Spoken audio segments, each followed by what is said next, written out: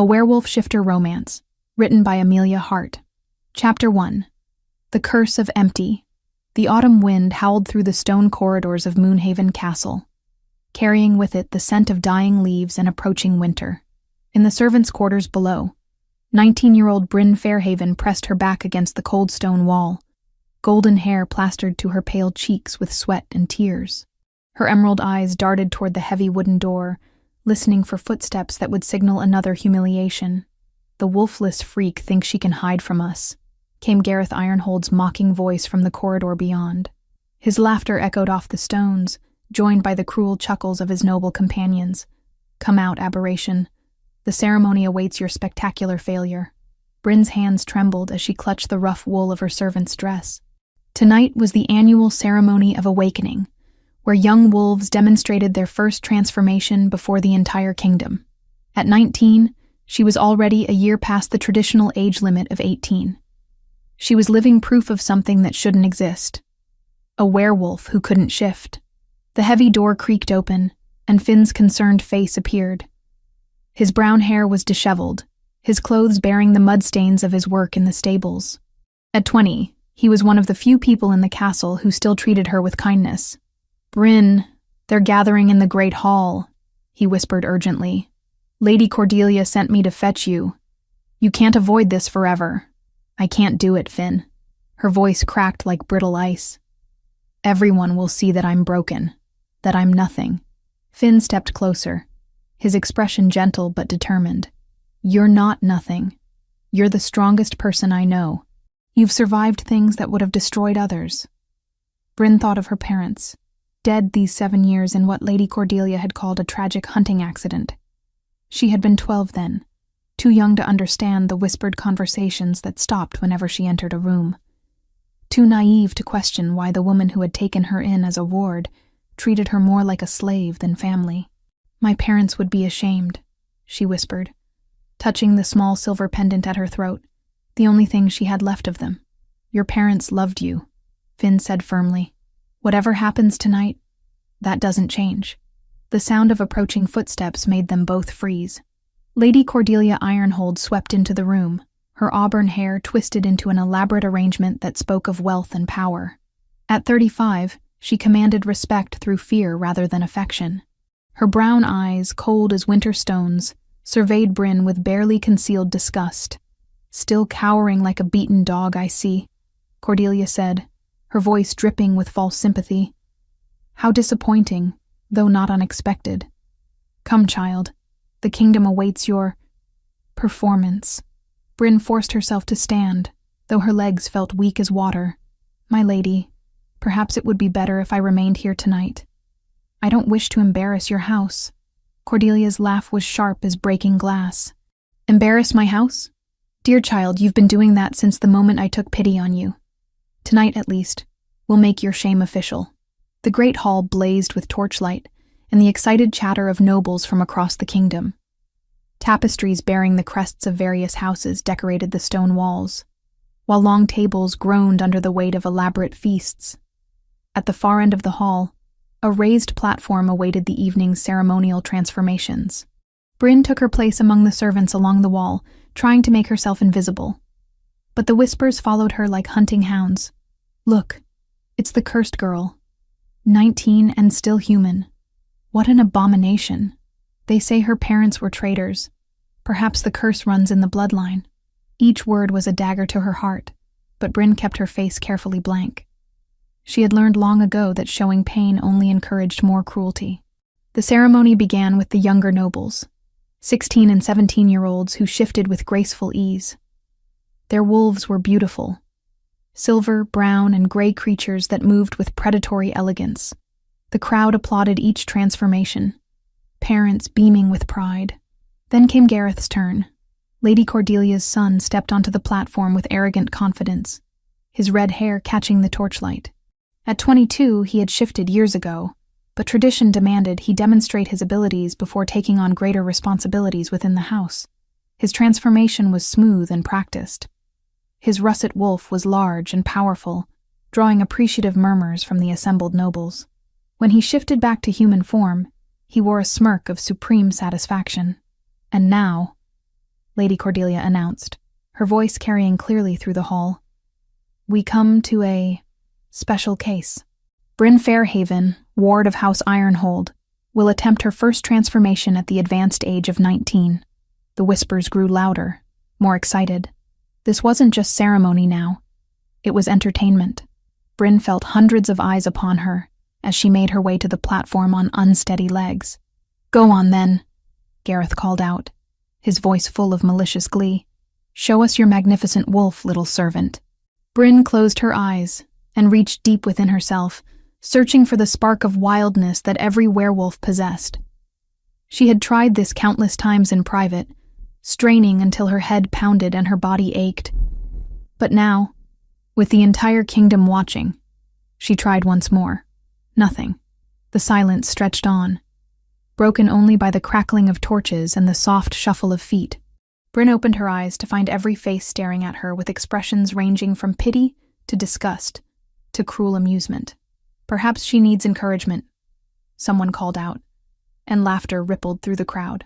"Or perhaps she's exactly what we suspected," Gareth said, stepping closer to the platform. "A broken thing that doesn't belong among true werewolves." The words hit her like physical blows. Bryn stepped down from the platform, her cheeks burning with shame. But as she moved toward the servants' exit, Gareth's voice stopped her. "Where are you going, aberration? The ceremony isn't finished. Surely you have some explanation for your deficiency." Bryn turned back, something flickering in her chest.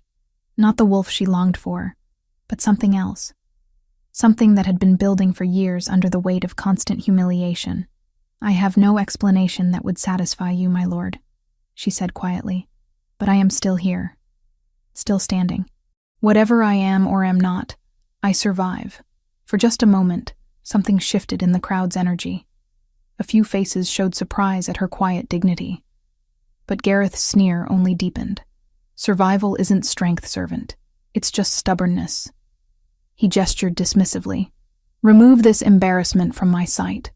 As Bryn finally escaped to the servants' quarters, she didn't notice the way some of the older nobles exchanged meaningful glances. Nor did she see ancient Arian, the castle's herb woman, watching from the shadows with knowing eyes.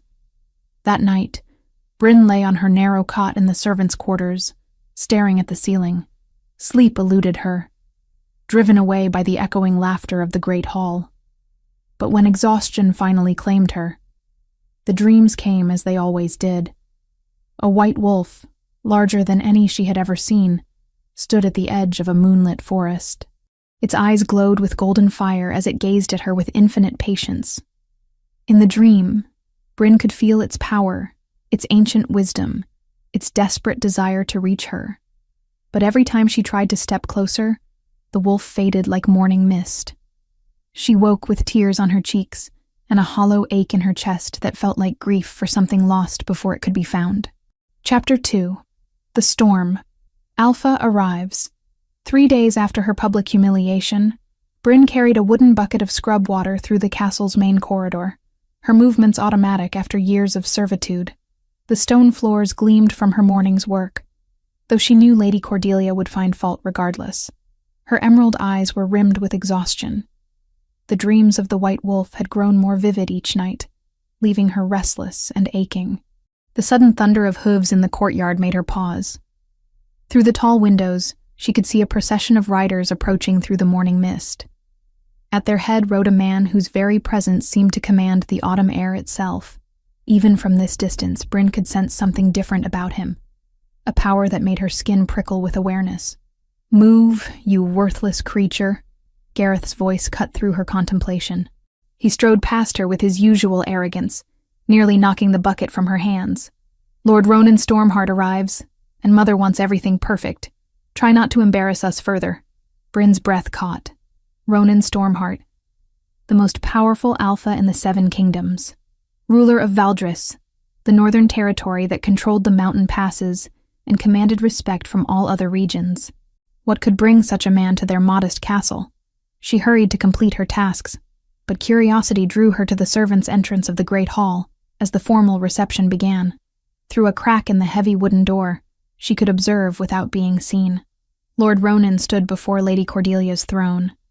and Bryn felt her heart skip at her first clear sight of him.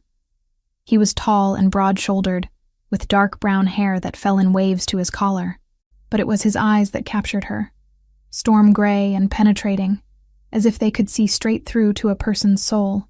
A thin scar cut through his left eyebrow, adding to his dangerous appeal. "Lord Stormheart," Lady Cordelia purred, rising from her chair with practiced grace. "What an unexpected honor. To what do we owe this pleasure?" Ronan's voice was deep and resonant, carrying easily through the hall. "I'm investigating certain irregularities surrounding the death of Alpha King Aldwin.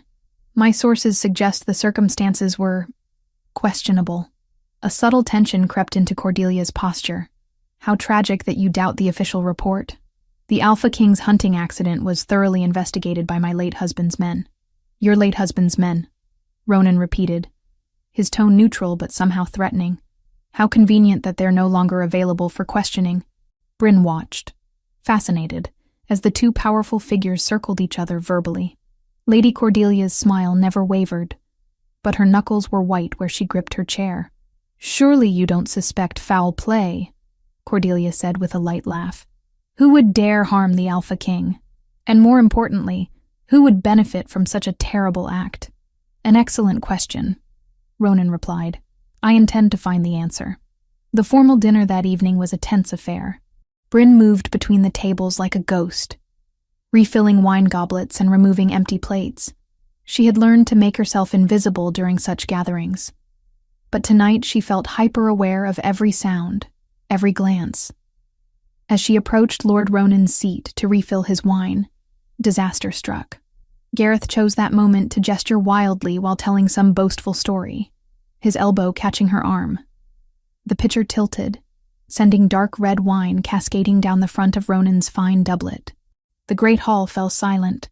Bryn's face burned with mortification as she stared at the spreading stain. In any other circumstance, such clumsiness would result in a severe beating. She dropped to her knees immediately. "My lord, I beg your forgiveness," she whispered, not daring to look up. "I am clumsy and worthless. Please allow me to stand up."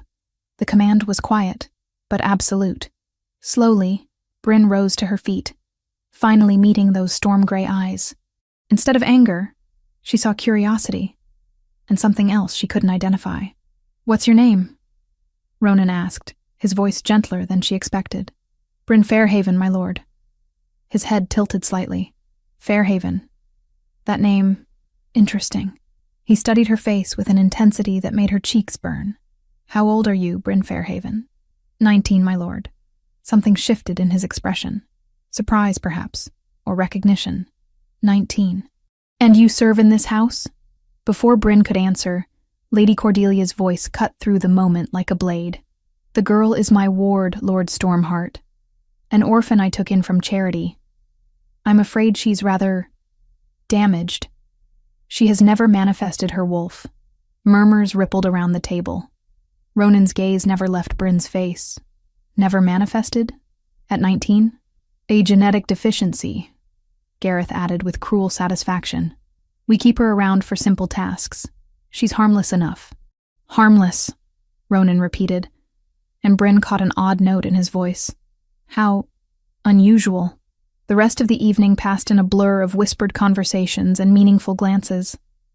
Bryn completed her duties mechanically, but she couldn't shake the feeling of being watched. Every time she looked up, she seemed to catch Lord Ronan's eye across the room. Later, as the guests retired for the night, Bryn made her way to the servants' quarters through the castle's darker corridors. She was nearly at her destination when rough hands seized her arms, slamming her against the stone wall. "Well, well," Gareth's wine-soaked breath washed over her face. "Made quite an impression on our noble guest, didn't you?" His friends flanked him. 3 young nobles whose faces were flushed with drink and malice. Bryn's heart raced as she recognized the dangerous gleam in their eyes. "I meant no disrespect, my lord," she said carefully. "The wine was an accident." "Oh, I'm sure it was," Gareth sneered. "But accidents have consequences, don't they, boys?" One of his companions laughed nastily. "Maybe we should teach the wolfless freak about proper behavior." Gareth's hand moved to her throat, pressing against the silver pendant there. "This is pretty. Where did a servant get such a fine piece? It was my mother's. Bryn gasped. Your mother the traitor? Gareth's grip tightened. Perhaps we should relieve you of this burden. I wouldn't do that if I were you. The voice came from the shadows, low and deadly. Lord Ronan stepped into the torchlight, his presence filling the corridor like an approaching storm. His gray eyes blazed with controlled fury as he took in the scene. My lord. Gareth stammered, immediately releasing Bryn. We were just discussing the evening's events. Were you? Ronan's voice was silk over steel. It looked more like you were threatening a defenseless servant. She's not defenseless, one of Gareth's friends protested. She's cursed. Everyone knows. The words died in his throat as Ronan's power filled the air. Even Bryn, with her dormant abilities, could feel the crushing weight of his authority. The three young nobles stepped back involuntarily, their faces pale. Return to your quarters, Ronan commanded. All of you. Now. They fled like rabbits before a wolf, leaving Bryn alone with the most powerful alpha in the 7 kingdoms. She pressed her back against the wall, uncertain whether she was safer or in greater danger. Are you injured? His voice was gentle again, the threatening edge gone. Bryn touched her throat where Gareth's hand had been. No, my lord. Thank you for your intervention. Ronan stepped closer, and she caught his scent. Pine forests and winter storms, wild and intoxicating. Why do they call you cursed? Because I cannot shift, she whispered. At my age, it means I never will. His gray eyes studied her with that same intense curiosity she'd noticed earlier. And yet, my lord? He reached out slowly, giving her time to pull away. When she didn't, his fingertips brushed her cheek with surprising gentleness. You have the most unusual scent. So faint I can barely detect it, but Bryn's breath caught. No one had ever mentioned her having any scent at all. Most assumed her lack of shifting meant she had no wolf scent whatsoever. What do you smell? She whispered. Ronan's thumb traced across her cheekbone, sending shivers through her entire body. Something wild. Something precious. Something that shouldn't be hidden away in servants' quarters. The moment stretched between them, charged with possibilities neither dared voice. Then Ronan stepped back, the connection broken. Be careful, Bryn Fairhaven, he said quietly. This castle holds more dangers than young nobles with too much wine. He turned and disappeared into the shadows, leaving Bryn alone with her racing heart and the lingering scent of pine and storms. That night, her dreams changed. The white wolf was no longer alone at the forest's edge. A great black wolf stood beside her, its golden eyes familiar and warm. Together, they watched Bryn with patient understanding, as if waiting for her to find the courage to join them in their moonlit world. Chapter 3. Buried Secrets. The morning after Lord Ronan's arrival brought an unusual tension to the castle. Bryn noticed it in the way servants whispered in corners, how Lady Cordelia's smile seemed more brittle than usual, and in the frequent messengers who arrived at dawn carrying sealed letters. She went about her duties with heightened awareness, the memory of Ronan's gentle touch still burning on her cheek. Bryn, child, come here. The voice belonged to Irian, the ancient herb woman who tended the castle's sick and injured. At 65, she was bent with age, but her gray eyes remained sharp as winter stars. Most of the nobles ignored her, dismissing her as merely another servant. But Bryn had always felt drawn to the old woman's quiet wisdom. Irian waited in the small chamber she used for preparing medicines, dried herbs hanging from the rafters like fragrant curtains. The air smelled of sage, lavender, and something darker that Bryn couldn't identify. Sit, my dear, Irian said, gesturing to a wooden stool. We need to speak of things long buried. Bryn settled herself, noting how Irian's weathered hands trembled slightly as she moved among her bottles and pouches. Is something wrong? You seem troubled. Troubled? Irian's laugh was brittle as autumn leaves. Child, I have been troubled for 7 years, ever since the night your parents died. The words hit Bryn like a physical blow. What do you mean? They died in a hunting accident. Everyone knows lies. Irian interrupted sharply. Your parents, Aldrich and Meredith Fairhaven, were murdered because they discovered something that threatened powerful people. Something about bloodlines and birthrights that certain individuals would kill to keep secret. Bryn's hands clenched in her lap. That's impossible. If you knew this, why didn't you speak before? Because speaking would have meant your death as well, Arian said, her voice heavy with old pain. I have watched over you these 7 years, child, keeping you alive the only way I knew how, by letting them believe you were nothing. Wolfless, powerless, harmless. But I am those things, Bryn whispered, though something deep in her chest stirred restlessly. Arian moved to an old chest in the corner, her movements deliberate despite her age. From within its depths, she withdrew a leather-bound journal, its pages yellowed with time. This belonged to your mother. She hid it before the end. Read, child. Learn what you truly are. With trembling fingers, Bryn opened the journal. Her mother's elegant handwriting filled the pages, documenting research into ancient bloodlines and royal genealogies. But it was a particular passage that made Bryn's breath catch. The legend speaks of the White Wolf Ancestral, the first alpha queen who united the 7 kingdoms under one crown. Her bloodline was thought extinct after the Great War, but Aldrich has found evidence that suggests otherwise. If our suspicions are correct, if the royal line survived in hiding, then the rightful heir to the throne still lives. The child bears the mark. She will manifest when the time is right, when danger calls forth her true nature. Bryn's fingers flew to the silver pendant at her throat, suddenly understanding its significance. The mark, she breathed. Your mother foresaw that revealing the truth too early would mean death for you all, Arian explained. The current ruling families have built their power on the assumption that the royal line died out. Your existence threatens everything they've worked to achieve. Lady Cordelia, Bryn said, pieces clicking together. She knew. That's why she took me in. Not from charity, but to control me, to control you, to diminish you, to make you believe you were nothing, Arian confirmed. And it might have worked, if not for Lord Ronan's arrival. Bryn looked up sharply. What does he have to do with this? Arian's eyes glinted with something that might have been hope. True alphas can sense royal blood, even when it's dormant. His presence has awakened something in you, hasn't it? You feel it stirring.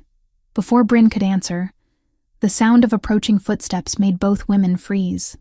Arian quickly hid the journal beneath a pile of herb pouches, just as Gareth pushed through the chamber door without knocking. What are you doing here, freak? He demanded, his red hair disheveled and his clothes bearing the marks of sword practice. Mother wants the floors in the Great Hall scrubbed again. Apparently, last night's wine stains weren't properly removed. Bryn stood slowly, her mind still reeling from Arian's revelations. Of course, my lord. I'll attend to it immediately. As she moved toward the door, Gareth grabbed her arm roughly. And stay away from our noble guest. Mother's noticed how he looks at you and she's not pleased. I have no idea what you mean, Bryn said quietly. Don't play innocent with me, Gareth snarled. Whatever game you think you're playing, whatever you think you can gain from his attention, forget it. You're nothing, and you'll always be nothing. He shoved her toward the door, but Bryn caught herself against the frame. For just a moment, as anger flared in her chest, she felt something respond. A warmth spreading through her limbs. A strength that felt foreign and familiar all at once. Gareth must have seen something in her face because he stepped back, uncertainty flickering in his eyes. Just remember your place, he muttered before stalking away. That afternoon, as Bryn worked alone in the Great Hall, Lord Ronan appeared as silently as morning mist. She hadn't heard him approach, but suddenly he was there, his presence filling the vast space. You missed a spot, he said, his voice carrying a hint of amusement. Bryn looked up from where she knelt, scrubbing the stone floor. My lord, I didn't hear you enter. Forgive me, You should have nothing, he interrupted gently. I came looking for you. The word sent warmth spreading through her chest. Looking for me. But why? Instead of answering directly, Ronan moved closer, his gray eyes studying her face with that same intense curiosity. Tell me about your parents, Bryn. The question caught her off guard. There's little to tell, my lord. They died when I was 12. A hunting accident. His expression suggested he found her answer as unsatisfying as she did. And before they died? What did they do? My father worked with genealogies, bloodline records for various houses. My mother she was interested in old stories, legends and histories. The words came hesitantly, memories surfacing that she'd tried to bury. Old stories, Ronan repeated thoughtfully. What kind of stories? Bryn set down her scrub brush, her hands trembling slightly. Stories about the time before the 7 kingdoms were divided. About the royal line that once united them all. Something shifted in Ronan's expression. Recognition, perhaps, or understanding. The White Wolf legend. You know it? Bryn asked, surprised. Every alpha knows the stories, he said quietly, though most dismiss them as fairy tales. The first alpha queen, blessed by the moon goddess herself, who could command the loyalty of all wolves. They say her bloodline carried special gifts, healing, foresight, the ability to inspire absolute devotion. But it's just a legend, Bryn said, though her mother's journal seemed to burn against her memory. Is it? Ronan knelt beside her, bringing them to eye level. What if I told you that some bloodlines leave traces, even when they're hidden? What if I said that true power sometimes sleeps until the right moment awakens it? Before Bryn could respond, the great hall's doors burst open. Lady Cordelia swept in with her usual dramatic flair, but Bryn caught the flash of alarm in her brown eyes when she saw them together. Lord Stormheart, Cordelia said, her voice honey-sweet but with underlying steel. I trust you're finding everything satisfactory with your accommodations? Ronan rose smoothly, his movement casual, but somehow protective as he positioned himself slightly in front of Bryn. Quite satisfactory, thank you. I was just discussing the castle's history with Miss Fairhaven. She has a fascinating knowledge of genealogical records. Does she? Cordelia's smile grew sharper. How industrious of her, though I fear her education may be somewhat incomplete. Orphans often have such limited perspectives on historical matters. On the contrary, Ronan said coolly, I find that those outside the nobility often possess the most unbiased understanding of true history. They have nothing to gain from perpetuating convenient fictions. The verbal thrust hit its mark. Cordelia's composure cracked just slightly, enough for Bryn to glimpse the calculating intelligence beneath her gracious facade. Of course, Cordelia recovered smoothly. Though I wonder if your investigation wouldn't benefit from speaking with those who actually lived through recent events. Those with first-hand knowledge of the Alpha King's final days. An excellent suggestion, Ronan agreed. I'll be sure to interview everyone who was present during that time. Every witness, every servant, every person who might have observed something significant. The threat in his words was subtle, but unmistakable. Cordelia's knuckles whitened where she gripped her skirts. Naturally, she said. Transparency serves everyone's interests. Bryn, dear, I believe Cook needs assistance in the kitchens. You mustn't keep her waiting. It was a dismissal, clear and final. Bryn rose, gathering her cleaning supplies. As she passed Lord Ronan, their fingers brushed briefly. The contact sent electricity racing up her arm, and for one startling moment, she felt something else. A presence at the edge of her consciousness, wild and powerful and achingly familiar. Be careful, he murmured, too quietly for Lady Cordelia to hear. Some secrets are more dangerous than others. That night, Bryn lay on her narrow cot, her mother's journal hidden beneath her mattress. The conversation with Ronan replayed in her mind, along with Irian's revelations about her true heritage. The pendant at her throat seemed warm against her skin, pulsing in rhythm with her heartbeat. As sleep finally claimed her, the dreams came with new intensity. The white wolf stood in a moonlit clearing, no longer alone. Surrounding her were dozens of other wolves, an entire pack bowing their heads in reverence. But at the center of the vision stood a figure Bryn finally recognized. Herself. No longer the cowering servant, but standing tall and proud, power radiating from her like starlight. In the dream, she finally understood what Irian had tried to tell her. She wasn't broken, or cursed, or incomplete. She was exactly what she was meant to be. The sleeping queen, waiting for her moment to wake. Chapter 4. The Hunt and Discovery. A week after Bryn's encounter with the journal, Lady Cordelia announced a grand hunting expedition to honor Lord Ronan's visit. The entire castle buzzed with preparation as nobles polished their weapons and servants readied supplies for the 3-day venture into the Whispering Woods. Bryn watched the activity with growing unease, her newfound awareness making her sensitive to the undercurrents of tension flowing through the castle. "You seem troubled, child," Arian observed as they worked together in the herb garden, gathering supplies for the hunting party's medical kit. Bryn's hands paused over a cluster of healing mint. "Something feels wrong about this hunt. Lady Cordelia has been too pleased with herself, and Gareth keeps shooting meaningful glances at his friends.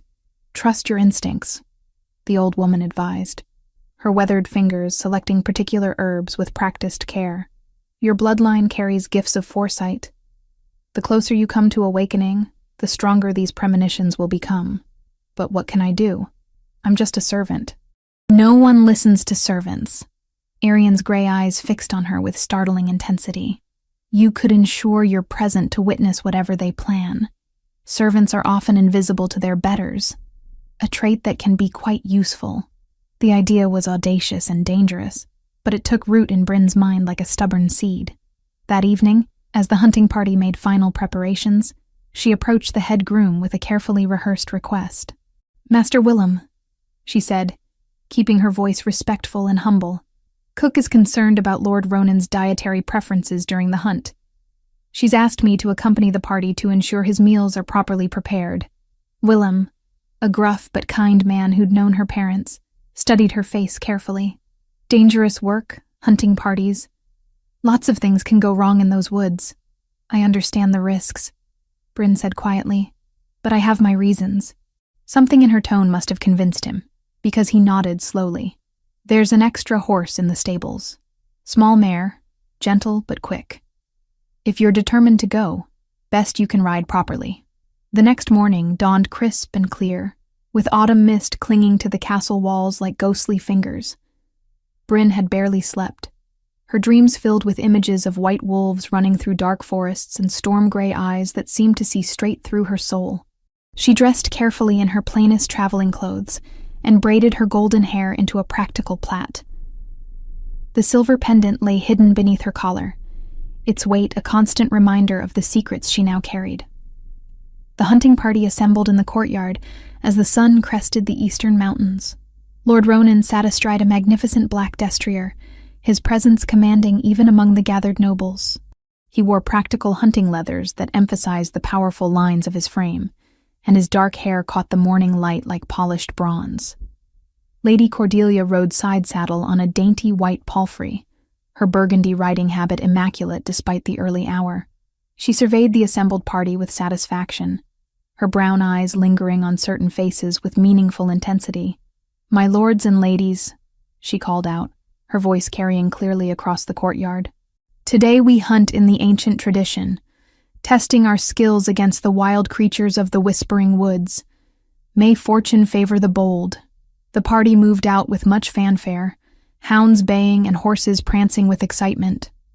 Bryn rode near the rear with the other servants, her small mare keeping pace despite its modest size. She noticed how certain members of the party, Gareth and 3 of his closest friends, stayed close to Lord Ronan, their behavior solicitous, but somehow predatory. The Whispering Woods lived up to their name, filled with the constant rustle of leaves and the distant calls of unseen creatures. Ancient oaks and towering pines created a canopy so thick that only scattered beams of sunlight reached the forest floor. The hunting trails were well marked, but Bryn couldn't shake the feeling that they were being watched by more than woodland animals. After several hours of riding, the party stopped beside a crystalline stream for their midday meal. The servants unpacked elaborate picnic provisions while the nobles discussed their morning's sport. Several deer had been taken, along with a wild boar that required 6 men to carry. Bryn busied herself with serving duties, but her attention remained fixed on the subtle dynamics playing out among the hunters. She noticed how Gareth and his companions kept maneuvering to separate Lord Ronan from the main group, suggesting private conversations about hunting strategies that required moving deeper into the woods. "The old oak grove would be perfect for afternoon sport," Gareth was saying, his tone casual but his eyes bright with anticipation. "The deer trails converge there, and the terrain provides excellent stalking opportunities." Lord Ronan studied the young man with those penetrating gray eyes. "I'm not familiar with that particular area. Perhaps you could guide me there?" "Of course, my lord. It would be my honor." Something cold settled in Bryn's stomach as she watched the exchange. The oak grove lay in the deepest part of the forest, far from the main hunting trails. If something happened there, help would be hours away. As the party prepared to resume hunting, Bryn made her decision. While the others mounted their horses, she slipped away into the underbrush, following the stream that would lead toward the oak grove. Her mare was tethered with the other servants' horses. She would have to proceed on foot and trust in her knowledge of these woods from childhood explorations. The forest grew darker and more mysterious as she moved deeper into its heart. Her soft-soled boots made little noise on the carpet of fallen leaves, and she found herself moving with an instinctive stealth that surprised her. More than once, she paused as strange sensations washed over her. Awareness of distant animals, the feel of wind patterns through the trees, scents that spoke of things her conscious mind couldn't interpret. She reached the oak grove just as Lord Ronan and his guides arrived from the opposite direction. Hidden behind the massive trunk of an ancient tree, Bryn watched as the small party dismounted in the shadowy clearing. "Magnificent trees," Lord Ronan observed, his voice echoing strangely in the enclosed space. "They must be centuries old." "Indeed," Gareth agreed, though his attention wasn't on the oaks. "My lord, there's something we need to discuss. Something about your investigation that requires privacy." Ronan's posture shifted subtly, becoming more alert. "I'm listening." What followed made Bryn's blood run cold. Gareth and his companions weren't there to hunt deer. They were there to eliminate the threat that Lord Ronan represented to Lady Cordelia's ambitions. The conversation revealed a conspiracy that reached back to the death of the Alpha King, a carefully orchestrated murder designed to clear the path for Cordelia's rise to power. "You've been asking too many questions," Gareth said, his hand moving casually toward the hunting knife at his belt. "Mother thought you might be reasonable, but you're proving troublesome." "Troublesome," Ronan repeated, his voice deadly quiet. "That's an interesting choice of words." The attack came without warning. 3 of them moved simultaneously, coordination speaking of careful planning. But they had underestimated their target. Lord Ronan was an alpha in the truest sense, his reflexes enhanced by supernatural speed and strength. The fight was brief but vicious. Steel rang against steel as hunting knives clashed with Ronan's sword. But even an alpha could be overwhelmed by numbers, especially when those numbers included trained warriors fighting with desperate determination. Bryn watched in horror as a blade found its mark, slicing deep across Ronan's ribs. He stumbled, blood staining his leather jerkin, and she saw Gareth raise his knife for a killing blow. Something snapped inside her chest. Not breaking, but awakening. Power flooded through her limbs like liquid fire. Her vision sharpened impossibly, showing her every detail of the grove with crystal clarity. Sense exploded across her senses. Fear, blood, metal, and beneath it all, something wild and ancient rising to meet the danger. She burst from her hiding place with inhuman speed, her body moving with coordination she'd never possessed. Her hand closed around a fallen branch as thick as her arm, wielding it like a weapon with strength that should have been impossible for her slight frame. The first attacker went down hard, his skull cracking against an oak trunk. The second barely had time to turn before her improvised club caught him across the temple. Gareth spun to face this new threat, his face twisted with shock and rage. "You," he snarled, raising his bloody knife. "Impossible. You're nothing. You're—" His words died as he met her eyes. They blazed with golden fire. No longer the gentle green of her human form, but something far older and more dangerous. For the first time in his life, Gareth faced a predator that outmatched him completely. The third attacker made the mistake of trying to flank her. Without conscious thought, Bryn spun and caught him with a backhand blow that sent him flying across the clearing. The crack of breaking ribs echoed through the grove like thunder. Gareth backed away, his knife trembling in his grip. "What are you? This isn't possible. Mother said you were broken, that you had no wolf." Bryn stepped toward him, power radiating from her small frame like heat from a forge. "Your mother lied about many things, but this ends now." Before Gareth could respond, the sound of approaching horses filled the grove.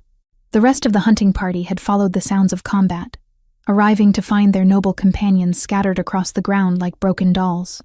Lord Ronan struggled to his feet, one hand pressed against his bleeding side, his gray eyes fixed on Bryn with wonder and something deeper. "How?" he whispered. "How did you—" "I don't know," Bryn said honestly, the golden fire fading from her eyes as the immediate danger passed. "I felt you were in danger, and something inside me just responded." Lady Cordelia rode into the grove at that moment, taking in the scene with rapidly calculating eyes. Her son knelt in the leaves, his knife forgotten as he stared at Bryn in terror. 3 of her co-conspirators lay unconscious around the clearing, while Lord Ronan bled from injuries that should have been fatal. "What happened here?" she demanded, though Bryn could see that she already understood far too much. "Your son and his friends attempted murder," Ronan said quietly, his voice carrying absolute authority despite his injuries. Fortunately, Miss Fairhaven arrived in time to prevent it. Cordelia's gaze fixed on Bryn, and for the first time, the servant girl saw genuine fear in those calculating brown eyes. "Impossible," she breathed. "You're nothing. You've always been nothing." "No," Bryn said simply, finally understanding the truth that had been hidden from her for so long.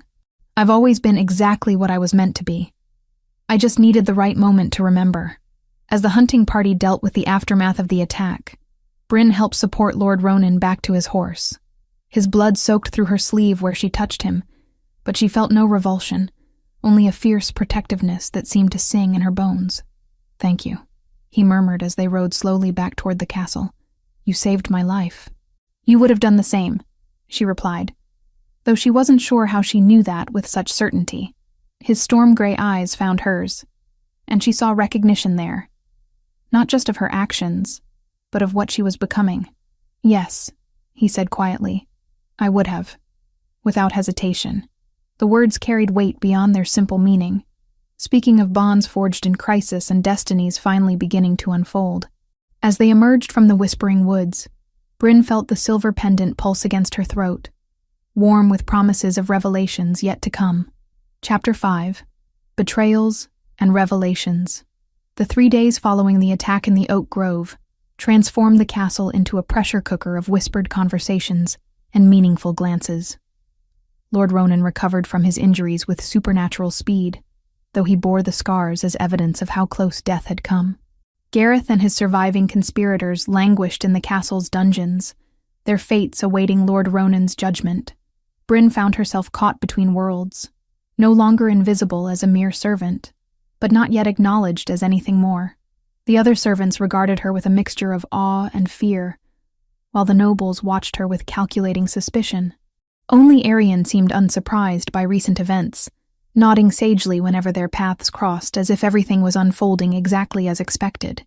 It was on the 4th morning that Lord Ronan made his declaration.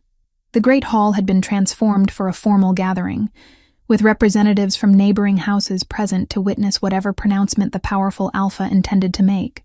Lady Cordelia sat in her chair of state, her composure perfect despite the circumstances, though Bryn noticed the subtle tremor in her hands. "Lords and ladies," Ronan began, his voice carrying easily through the stone chamber. "Recent events have revealed truths that can no longer be hidden. Miss Bryn Fairhaven is not merely a servant in this house. She is my destined mate, blessed by the moon goddess herself." The declaration hit the assembled nobles like a thunderbolt. Gasps and exclamations filled the air as heads turned toward where Bryn stood frozen among the servants along the wall. Her heart hammered against her ribs as every eye in the hall fixed upon her. "Furthermore," Ronan continued, his gray eyes finding hers across the crowded space, "I formally claim her as my chosen companion and future Luna of House Stormheart." Lady Cordelia rose slowly from her chair, her face a mask of controlled fury.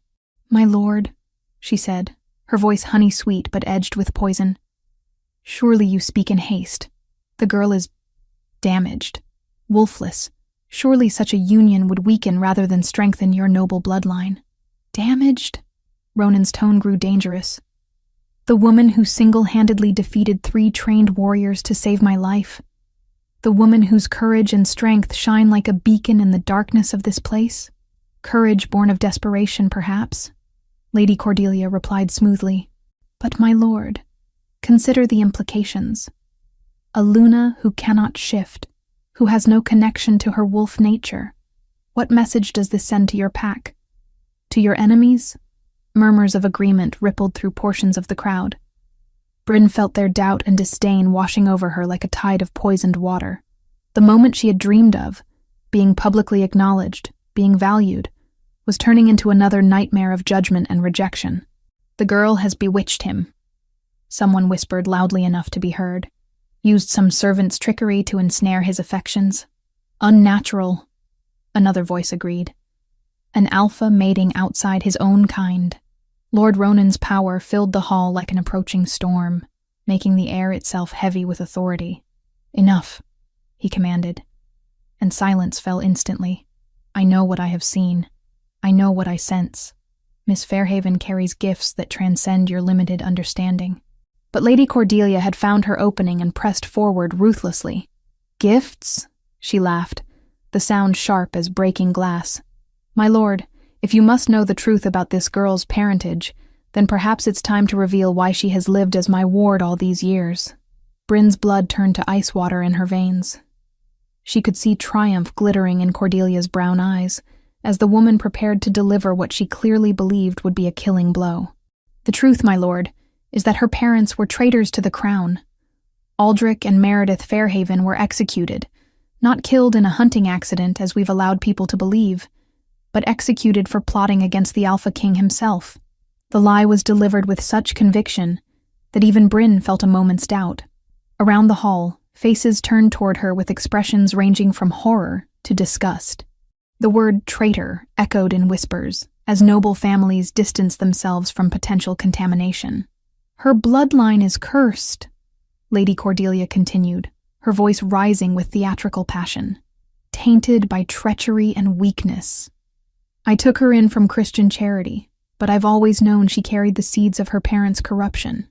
Lord Ronan stepped forward, his gray eyes blazing with fury. You dare speak of corruption? You who orchestrated the murder of the Alpha King? You who sent assassins into the forest to eliminate an inconvenient witness? Careful, my lord, Cordelia replied, her smile never wavering. Accusations require proof, whereas the evidence of this girl's unfitness is obvious to all. She has bewitched you with servant's cunning, using your noble nature against you. The political maneuvering was masterful. By questioning Bryn's worthiness, rather than denying the assassination plot, Lady Cordelia shifted the focus away from her own crimes. The assembled nobles found it easier to believe that a servant girl had used feminine wiles to ensnare their powerful guest, than to accept that one of their own was a murderer. Perhaps, suggested Lord Aldwyn of House Ravenclaw, his voice diplomatically neutral, this matter requires more careful consideration. Surely Lord Stormheart would benefit from time to reflect, away from immediate influences. Agreement rumbled through the hall. Bryn could see the political tide turning against them, isolating Ronan from his potential allies by making his judgment seem compromised. I require no time for reflection, Ronan declared firmly. My choice is made, but is hers? Lady Cordelia asked smoothly. Has anyone asked what the girl herself desires? Perhaps she finds the prospect of leaving her humble station as overwhelming as we do. All eyes turned to Bryn, and she felt the weight of destiny pressing down on her shoulders like a physical force. This was her moment. She could speak, could defend herself and Ronan, could claim her place at his side. But Lady Cordelia's years of conditioning held her paralyzed. The constant reinforcement that she was nothing, worthless, broken, it all crashed down on her at once. Surrounded by hostile faces, accused of bewitching the man she had come to love, she felt the old familiar shame rising like bile in her throat. She began, her voice barely above a whisper. I never sought to bewitch anyone. I am what you all say, nothing special. Perhaps Lord Ronan would be better served by a mate worthy of his station. The words tasted like ashes, but she forced them out.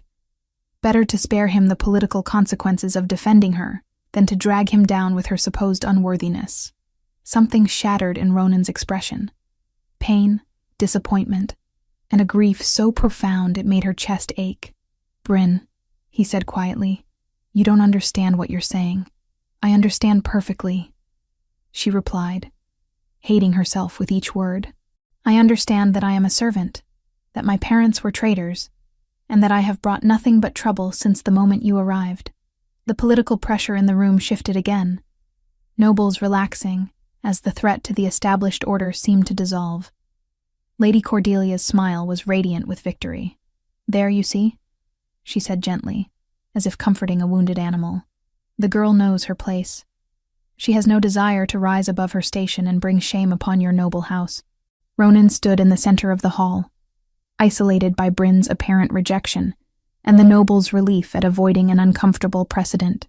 His gray eyes found hers one last time, and she saw the exact moment when his hope died. "As you wish," he said formally, his voice empty of all warmth. "I withdraw my claim.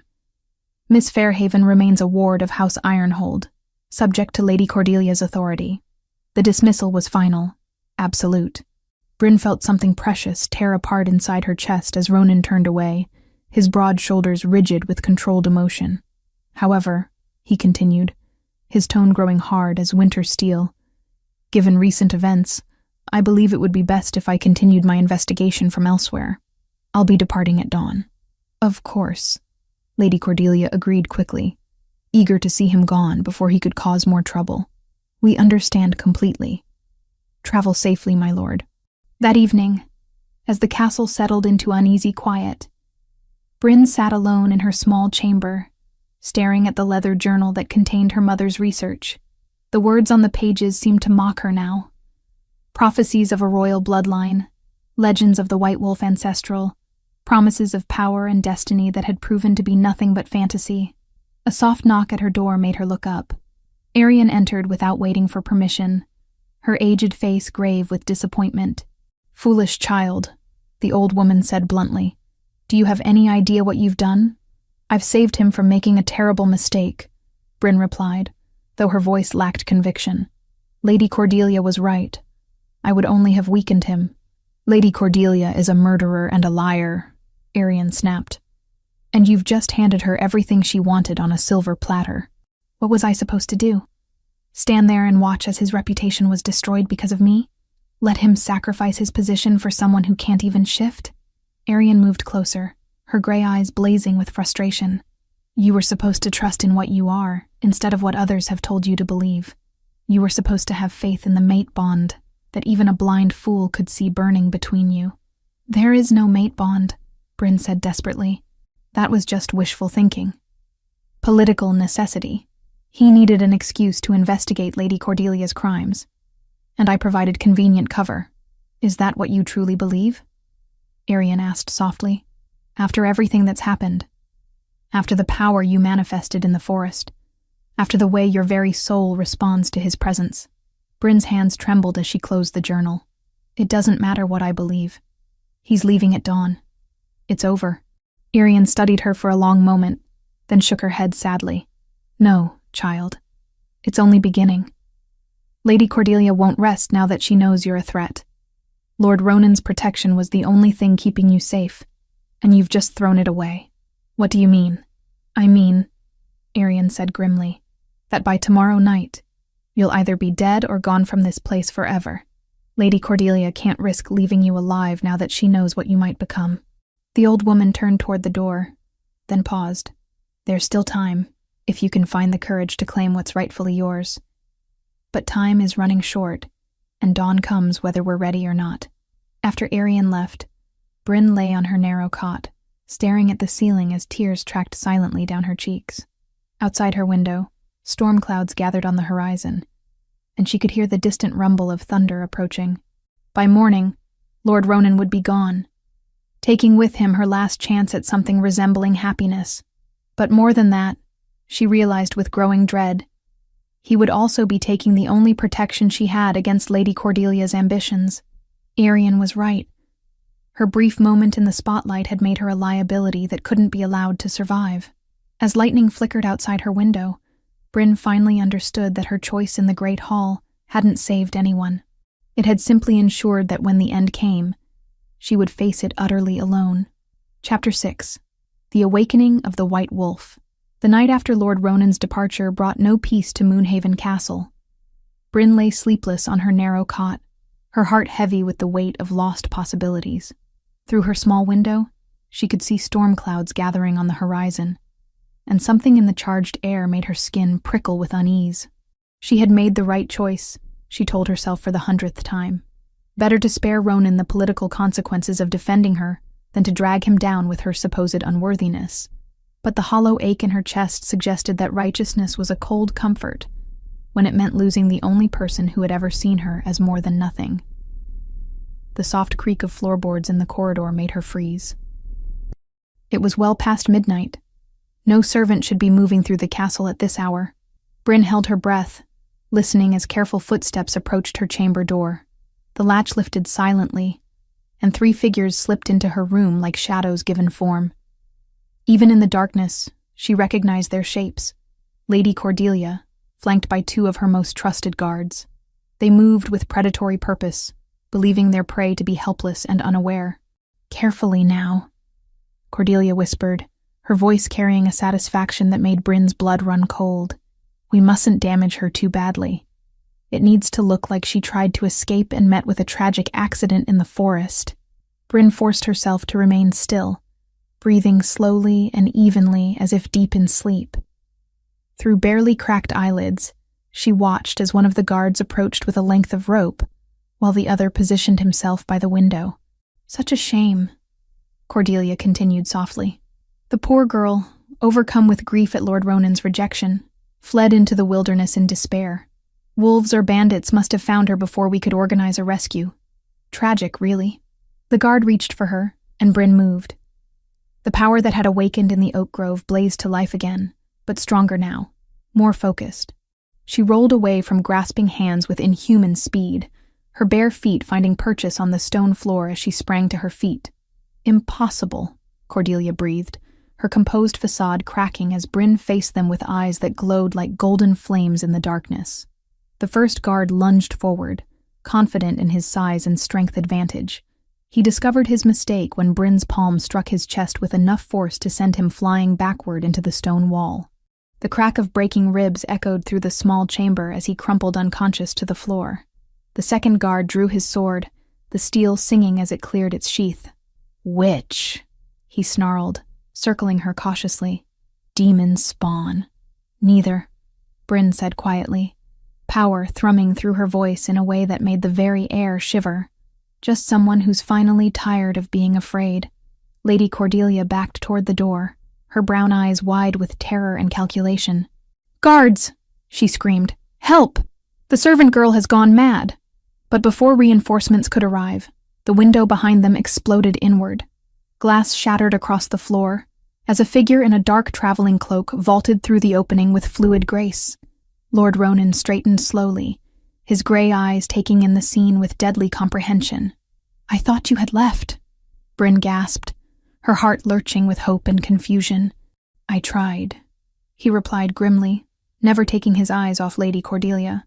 "Made it perhaps 5 miles before something told me to turn back.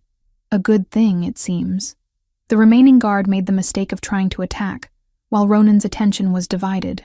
The Alpha moved like liquid lightning, his hand closing around the man's throat and lifting him off the ground with casual strength. "Drop the sword," Ronan commanded, his voice carrying the absolute authority of his wolf nature. The weapon clattered to the floor as the guard's face turned purple.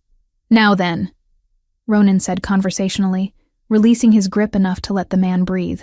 "Perhaps Lady Cordelia would like to explain why she's conducting midnight visits to a servant's quarters with armed men and rope." Cordelia drew herself up to her full height, attempting to reclaim some dignity despite the circumstances. "The girl attacked my guards without provocation. She's clearly dangerous, possibly possessed by dark magic. I was trying to restrain her before she could harm others." "Dark magic?" Ronan's tone was deceptively mild. "How interesting. And what would you call the poison you used to murder the Alpha King? Or the silver weapons your son employed against me in the forest? You have no proof of such wild accusations." Cordelia snapped, though perspiration beaded on her forehead. Your obsession with this servant has clearly affected your judgment. Perhaps, Ronan agreed, though I find it curious that you felt the need to eliminate her so urgently. Almost as if you're afraid of what she might become. During their verbal sparring, Bryn became aware of a strange tugging sensation in her chest, as if something was calling to her from beyond the castle walls. The silver pendant at her throat grew warm, pulsing in rhythm with her accelerated heartbeat. "We need to leave," she said suddenly, the certainty rising from some deep instinct. "Now. Tonight." Ronan's gaze flicked to her, reading the urgency in her expression. "Where?" "I don't know," Bryn admitted, "but somewhere safe. Somewhere I can understand what's happening to me." Before anyone could respond, the sound of running footsteps filled the corridor outside. Lady Cordelia's screams had finally roused the castle guards, and soon they would be trapped. "The window," Ronan decided quickly. "Can you manage the climb down?" In response, Bryn gathered her skirts and swung her legs over the windowsill. The drop to the courtyard below would have terrified her a week ago. But now she felt no fear. Power flowed through her limbs like liquid starlight, making the impossible seem routine. She landed in the courtyard with cat-like grace, her bare feet silent on the cobblestones. Ronan followed a moment later, his warrior's training evident in the controlled way he absorbed the impact. "The stables," he murmured, taking her hand. "My horse is still saddled." They ran through the sleeping castle like ghosts, avoiding the paths of torchlight as guards searched for intruders. Ronan's destrier waited in the shadows, stamping impatiently as if sensing the urgency of their flight. "Where are we going?" Bryn asked, as Ronan lifted her onto the horse's back before swinging up behind her. "Somewhere your questions can be answered," he replied, his arms encircling her as they rode out into the storm-lashed night. "There's someone you need to meet." They rode hard through the darkness, following paths that seemed to exist more in Ronan's memory than in any visible reality. The storm that had been building all evening finally broke around them, sending sheets of rain cascading from the black sky. But instead of misery, Bryn felt exhilarated. The wild weather seemed to echo something awakening in her own nature. After hours of hard travel, they finally stopped at what appeared to be ruins, half swallowed by the forest. Ancient stones thrust up through thick undergrowth, their surfaces carved with symbols that seemed to glow faintly in the lightning's intermittent illumination. "What is this place?" Bryn asked as they dismounted near a structure that might once have been a temple. "The Sanctuary of the First," Ronan replied, his voice reverent. "Built by the original Alpha Queen to honor the moon goddess who blessed her bloodline. If answers exist anywhere, they exist here." As they approached the ruined temple, a figure emerged from the shadows between the ancient columns. Bryn expected to see Arian, but instead found herself facing a woman she didn't recognize. Tall and regal, with silver hair that seemed to capture moonlight despite the cloudy sky. "You're late," the woman said calmly, as if she had been expecting them, though I suppose that's fitting. The royal bloodline was always prone to dramatic timing. "Royal bloodline?" Bryn repeated, her voice barely above a whisper. The woman smiled, and in that expression, Bryn saw shadows of her own features, reflections of her mother's face in old portraits. "My dear child," the woman said gently, "allow me to introduce myself properly. I am Seraphine Fairhaven, your grandmother, and the last guardian of the sacred bloodline." The revelation hit Bryn like a physical blow. "That's impossible. My grandmother died when I was small." "I allowed that fiction to protect you," Seraphine replied, "just as we allowed many lies to keep you safe until the time of awakening arrived. But that time is now upon us, and deception serves no further purpose." She gestured toward the ruined temple, where carved symbols were beginning to glow with soft silver light. "Come, child. It's time you learned what you truly are, and why so many have died to keep that knowledge hidden." As they entered the ancient sanctuary, Bryn felt power thrumming through the very stones beneath her feet. The pendant at her throat grew warmer, resonating with forces that had slept in this place for centuries. "The White Wolf Ancestral," Seraphine began, her voice taking on the cadence of ritual, "was not merely the first Alpha Queen. She was chosen by the moon goddess herself to unite the 7 kingdoms under one crown. Her bloodline carried gifts that transcended normal werewolf abilities, The power to heal, to inspire absolute loyalty, to commune directly with the divine forces that shape our world. But she died, Bryn protested. The bloodline was lost in the Great War. Hidden, Seraphine corrected. Not lost. We learned that power attracts enemies, that being too visible invites destruction. So we went underground, scattered to the far corners of the kingdoms, waiting for the time when the blood would run true again. She turned to face Bryn fully, and in the growing silver light, her resemblance to both Bryn and her mother became unmistakable. That time is now, granddaughter. You are the White Wolf reborn, destined to reclaim the throne that is yours by divine right. The words should have filled Bryn with joy or triumph, but instead she felt only crushing weight. I can't even shift, she said desperately. How can I be anything special when I can't even manage what every other werewolf does naturally? Because your wolf is not like others, Seraphine replied gently. She is the avatar of the moon goddess herself, too powerful to manifest without proper preparation and ritual. Tonight, under the storm moon, with your true mate beside you, she will finally be free. Bryn looked at Ronan, who had remained silent throughout these revelations. His gray eyes held wonder and something deeper, recognition, as if pieces of a long puzzle were finally falling into place. You knew, she accused softly. You knew what I was. I suspected, he admitted. From the moment we met, something in you called to something in me. The mate bond only forms between souls of equal power. I knew you had to be more than you appeared. And now? She asked, her voice trembling with hope and terror in equal measure. Now we find out what the moon goddess has planned for us both, he replied, taking her hand as thunder rolled overhead and the ancient temple blazed with silver fire. The awakening was about to begin. Chapter 7. The White Queen's Revenge. 3 months had passed since Bryn's awakening in the ancient temple, and in that time, the 7 kingdoms had buzzed with whispers of the returned White Wolf. From her hidden stronghold in the northern mountains, she had gathered loyal followers. Werewolves who remembered the old stories, nobles who had grown weary of corrupt leadership, and common folk who yearned for justice. The transformation ritual had been beyond anything she could have imagined. When her wolf finally emerged under the storm moon, it was magnificent, pure white as fresh snow, larger than any wolf in recorded history, with eyes that blazed like golden stars. The ancient bloodline had awakened fully, bringing with it abilities that transcended normal werewolf nature, accelerated healing, supernatural strength, and most importantly, the power to inspire absolute loyalty in other wolves. Now, as autumn gave way to winter, the time had come to reclaim what was rightfully hers. The coronation is set for today at sunset, Commander Aldrich reported, his weathered face grim with distaste. The grizzled veteran had been among the first to pledge his loyalty when word spread of Bryn's true identity. Lady Cordelia will be crowned Queen of the 7 Kingdoms in the Great Cathedral. Half the nobility will attend, hoping to curry favor with the new regime. Bryn stood at the window of her mountain retreat, watching snow fall across the peaks. Her golden hair was now adorned with a simple silver circlet.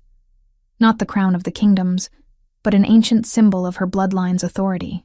She wore traveling clothes of fine white leather, practical, but unmistakably regal. Perfect, she said quietly. Let them all gather in one place. It will make our message more efficient. Ronan approached from behind, his presence warming her like sunlight. The mate bond had grown stronger since her awakening, creating a connection between them that transcended mere attraction. He was her anchor, her strength, her partner in all things. Are you ready for this? He asked softly, his hands settling on her shoulders. Bryn leaned back against his broad chest, drawing comfort from his solid warmth. I've been ready since the night my parents died. Since the first time Gareth called me worthless. Since Lady Cordelia decided that murdering a king was preferable to accepting rightful succession. Through the window, she could see their assembled forces. 200 of the finest warriors from various kingdoms, all united under the banner of the White Wolf. It wasn't a large army by traditional standards, but when each soldier was a werewolf loyal unto death, numbers became less significant. The cathedral will be heavily guarded, Aldrich warned, Cordelia isn't a fool. She knows there are those who question her claim to the throne. Good, Bryn replied, turning to face her war council. I want witnesses. I want every noble in the 7 kingdoms to see what happens when someone tries to steal what belongs to the rightful heir. The ride to the capital took most of the day, their force moving through snow-covered forests like hunting wolves. Bryn rode at their head, her white wolf form magnificent against the winter landscape. In this shape, she felt truly complete, powerful, graceful, connected to the wild forces that shaped the world. They reached the outskirts of the capital as the sun began its descent toward the western mountains. The great cathedral rose like a mountain of carved stone in the city's heart, its spires reaching toward the darkening sky. Torches blazed from every window, and the sound of celebration echoed through the streets. They're making merry, one of Bryn's lieutenants observed with disgust. Celebrating the coronation of a murderer. Let them celebrate, Bryn said calmly, shifting back to human form as they approached the cathedral square. It will make their shock all the more profound. The plaza before the cathedral teemed with people, nobles in their finest clothes, common folk hoping to catch a glimpse of the ceremony, and guards stationed at every entrance. The air hummed with excitement and political tension, as the greatest gathering in decades prepared to witness history. Bryn and her force approached openly, making no attempt at stealth. Her white leather gleamed in the torchlight, and the silver circlet on her brow caught and reflected the flames like captured starlight. Conversations died as people recognized the symbol she wore, the ancient mark of the royal bloodline. By the goddess, someone whispered. It's her. The White Wolf. The whispers spread through the crowd like wildfire. Guards reached for their weapons, but uncertainty stayed their hands. This wasn't a typical attack. It was something far more dangerous, a challenge to the very foundations of power. The cathedral doors stood open, revealing the magnificent interior blazing with candlelight. At the far end of the nave, Lady Cordelia knelt before the high altar, while the kingdom's most senior clergy prepared to place the crown upon her head. She wore robes of deep purple silk, her auburn hair elaborately arranged beneath a golden circlet that would soon be replaced with the true crown of the kingdoms. Bryn walked through the cathedral doors with the steady pace of absolute certainty. Her followers spread out behind her, their presence filling the sacred space with the quiet menace of predators who had finally cornered their prey. The ceremony faltered as whispers spread through the assembled nobility. Heads turned toward the disruption, and shocked gasps echoed off the vaulted ceiling as people recognized the young woman they had dismissed as a worthless servant. "What is the meaning of this interruption?" demanded Archbishop Matthias, his voice carrying across the suddenly silent cathedral. "This is a sacred ceremony. Guards, remove these." "I wouldn't," Bryn said quietly, but her voice carried to every corner of the vast space. "Unless you wish to explain to the moon goddess why you crowned a murderer and usurper in her sacred house." Lady Cordelia rose slowly from her knees, her brown eyes blazing with fury and calculation. She had aged in the months since Bryn's escape, stress and paranoia carving lines around her eyes and mouth. "Guards," she commanded, "arrest this pretender and her followers for disturbing the peace and threatening the crown." But the guards hesitated. Something about Bryn's presence, her quiet authority, made them reluctant to act. In the uncertain silence, she began to walk down the center aisle toward the altar. "Lords and ladies of the 7 kingdoms," she said, her voice growing stronger with each step. "You are about to witness the coronation of a woman who murdered your rightful king and has spent years suppressing the truth of the royal succession." "Lies!" Cordelia shrieked. "This girl is delusional, poisoned by wild fantasies. She has no claim to anything." "No claim?" Bryn reached the steps leading to the altar and began to climb. "I am Bryn Fairhaven, daughter of Aldrich and Meredith Fairhaven, granddaughter of Seraphine Fairhaven, direct descendant of the White Wolf ancestral, who first united these kingdoms under one crown." She paused on the highest step, turning to face the assembled crowd. "I am the rightful heir to the throne you seek to steal, Cordelia Ironhold, and I have come to claim what is mine." The transformation began without warning. Power blazed through Bryn's human form as she called upon her wolf nature. But this was no ordinary shift. Light erupted from her skin like captured moonbeams as her body expanded and changed, growing into the magnificent white wolf that dwarfed all others. Gasps and cries of awe echoed through the cathedral as nobles witnessed something from the oldest legends made manifest.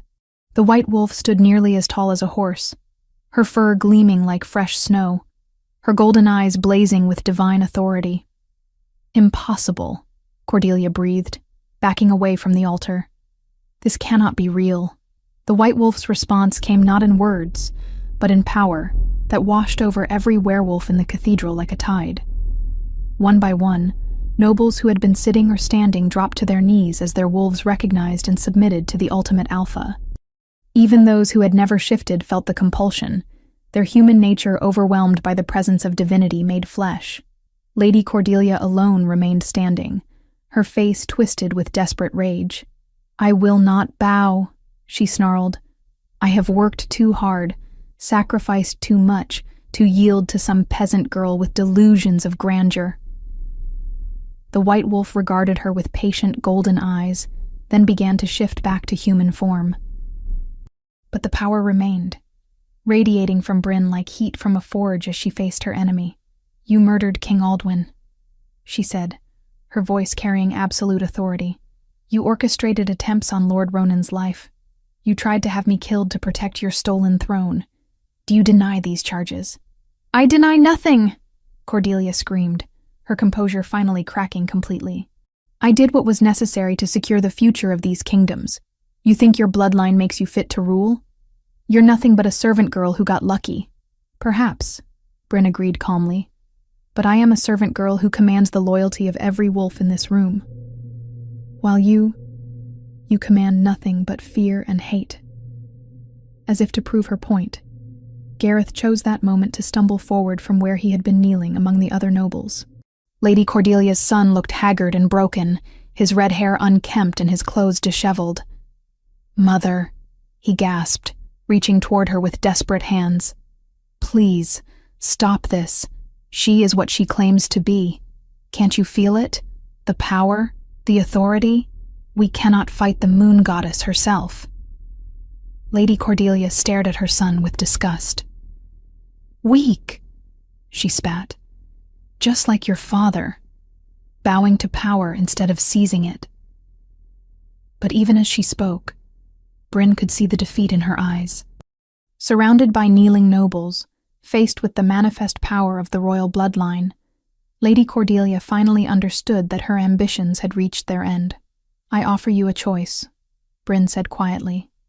"Submit now, confess your crimes, and accept exile from these kingdoms. Or continue this charade and face the justice that your victims deserve." For a moment, silence stretched through the cathedral like a held breath. Then Lady Cordelia drew herself up to her full height, fixing Bryn with a stare full of venom and pride. "I choose neither," she snarled, and suddenly there was a knife in her hand, a silver blade gleaming with deadly purpose. She lunged toward Bryn with desperate fury, but her attack never landed. Ronan had shifted to his massive black wolf form and intercepted her charge, his jaws closing around her wrist with crushing force. The knife clattered across the marble floor as Lady Cordelia's scream of pain echoed through the sacred space.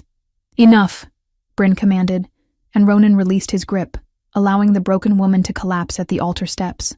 Lady Cordelia lay gasping, cradling her injured arm. Her dreams of power finally shattered beyond repair. Around the cathedral, the assembled nobles watched in awed silence as history rewrote itself before their eyes. "Lords and ladies of the 7 kingdoms," Bryn said, her voice carrying to every corner of the vast space. "Bear witness. The age of lies and corruption ends here. The rightful queen has returned to claim her throne." She reached down and lifted the true crown from where it had fallen during the struggle, an ancient circlet of silver and moonstone that had adorned the heads of the royal bloodline for generations untold. "I am Bryn of House Fairhaven, the White Wolf reborn, and I claim the throne of the 7 kingdoms by right of birth, by blessing of the moon goddess, and by the will of those who serve me." As she placed the crown upon her own head, every werewolf in the cathedral, noble and common alike, raised their voices in a howl of recognition and submission that shook the very stones of the ancient building. The White Queen had returned, and her reign of justice was about to begin. Chapter 8. The New Era. 3 months after her coronation, Queen Bryn Fairhaven stood on the balcony of the royal palace, watching the sun rise over a kingdom transformed. The early spring air carried the scent of blooming flowers and new beginnings, a stark contrast to the harsh winter that had marked the end of Lady Cordelia's corrupt reign. The woman who had once scrubbed floors now wore a gown of flowing white silk, the ancient crown of the kingdoms resting easily upon her golden hair. But more than her clothes had changed, there was a quiet confidence in her bearing now, a sense of rightful authority that even her former tormentors could not deny. "Your Majesty," came a familiar voice from behind her. Bryn turned to see Finn approaching, though he now bore the insignia of a royal knight, rather than the rough clothes of a stable hand. His loyalty during her darkest days had been rewarded with a position of honor in her new court. "Just Bryn when we're alone," she said with a warm smile. "You earned that right long before I wore a crown." Finn grinned, some of his old casual manner returning.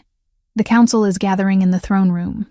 Lord Ronan sent me to fetch you," though he used considerably more formal language. Bryn's heart lightened at the mention of her husband. Their wedding had taken place just weeks after her coronation, a ceremony that united not just 2 hearts, but 2 of the most powerful bloodlines in werewolf history. Ronan had insisted on taking the title of Alpha Consort rather than king, declaring that he had no desire to rule over the woman who commanded his absolute devotion. They made their way through corridors that had once echoed with Lady Cordelia's harsh commands, but now buzzed with the quiet efficiency of a court dedicated to justice rather than self-interest. Servants who had once cowered in fear now moved with dignity, knowing their queen understood their struggles from personal experience. The throne room had been transformed as well. Gone were the ostentatious displays of wealth that had marked the previous regime. In their place hung tapestries depicting the history of the royal bloodline and the legends of the White Wolf ancestral. The throne itself remained unchanged, an ancient seat of carved silver and white stone that seemed to glow with inner light whenever Bryn occupied it. "Your Majesty," Commander Aldrich said as she entered, offering a respectful bow. The grizzled veteran now served as her chief military advisor, his experience invaluable in rebuilding the kingdom's defenses. "We have reports from all 7 territories." Bryn took her place on the throne, noting how naturally the crown's weight rested on her head now. To her right stood Ronan, magnificent in his formal robes as Alpha Consort, his storm-gray eyes warm with pride as they watched her take command of the realm. "Speak freely," she commanded, settling into the rhythm of governance that had become as natural as breathing. "The harvest reports are excellent across all territories," Aldrich began, consulting a series of scrolls. "Your reforms regarding orphaned children and late-manifesting werewolves have been well received by the common folk. The nobility adjusts more slowly, but they adjust nonetheless." Bryn nodded with satisfaction. One of her first acts as queen had been to establish sanctuaries for children who lost their parents, ensuring they would never again face the systematic abuse she had endured. Additionally, any werewolf who manifested their abilities after the traditional age would be celebrated rather than scorned, a change that had already prevented several tragic outcomes. "And what of Lady Cordelia's remaining supporters?" she asked. "Most have bent the knee and accepted pardons in exchange for loyal service," Aldrich replied. "Those who refused have been exiled to the northern wastes as you commanded. They pose no immediate threat." Lady Cordelia herself had been offered the same choice, exile or execution. In a final display of the mercy that marked her reign, Bryn had chosen to spare her enemy's life, though she had made it clear that any attempt to return would result in immediate death. The former usurper now lived in bitter isolation beyond the kingdom's borders, her dreams of power reduced to memories. "What of Gareth?"